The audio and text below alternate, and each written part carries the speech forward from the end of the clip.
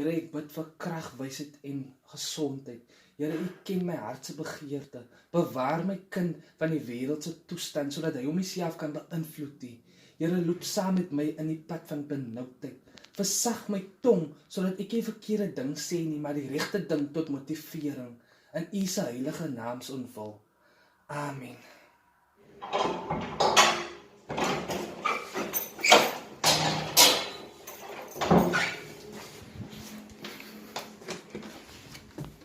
En nou, wat gaan daar nou hier aan?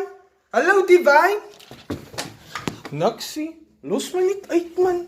Ekskuus, Sam, wie dan sy praat hy so? Maak op dit, Isa. Sy is 'n bietjie te onbeskoft, sy. Maak op dit. Wie is die wat nou weer so klop? Maar my moenie opmaak nie. Maar wat die? Nee, is my huis, ek maak op. Ek wil weet wat hier aangaan. Hallo, mevrou. Is u Divine se ma? Oh, ja? Mevrou, ek wil net sê, jou klong het my kind nou aangeraan, nee? Hy sit om my opgeswelde gesig terwyl jou kind nou weggeloop het. Ek is nou op pad polisiestasie om hom aan te gaan kla. Ekskuus, sê gou weer. Is ongemanneerd en onbeskof. Hy maak lelike dreigemente en vloek jou ma se goedes uit. Mami, nee, hy het eers te begin. Hy het eers vir my uit skool gesoek nou te vloek en kom uit. Toe sê hy vir my eers, toe sê hy kom terug. Luister, wie gee vir jou die reg om jou hande op my kind te lig, hè? Sy's ouer as om te woord te weet, sy.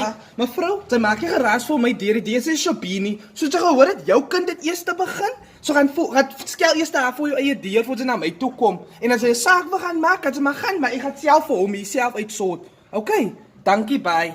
Kon niks maniere nie, sien ma. Daai vrou kom vat net haar kind se pad toe. Sy kon luister nie sy volle storie nie. Weet jy? Vir al die jare wat ek nog leef, het hy nog nooit te ouer vir my ma se deur skelly. Wat besien jy, hè?